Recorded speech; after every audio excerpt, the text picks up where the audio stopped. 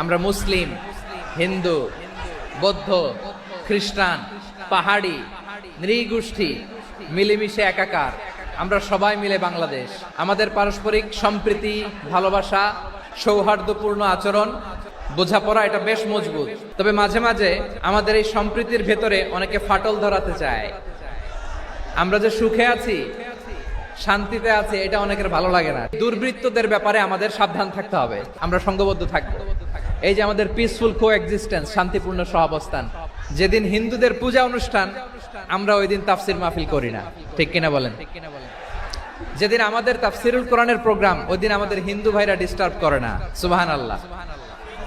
হিন্দুদের পূজা অনুষ্ঠানে আইন শৃঙ্খলা বাহিনীর পাশাপাশি মাদ্রাসার ছাত্ররা যে সেখানে পাহারা দেয়।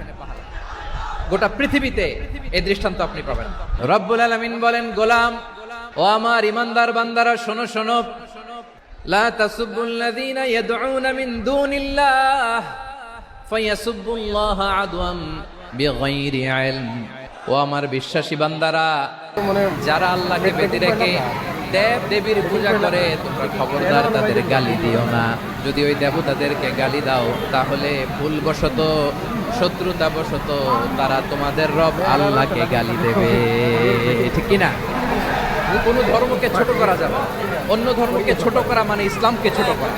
আর অন্য ধর্মের দেবতাকে যদি আপনি গালি দেন,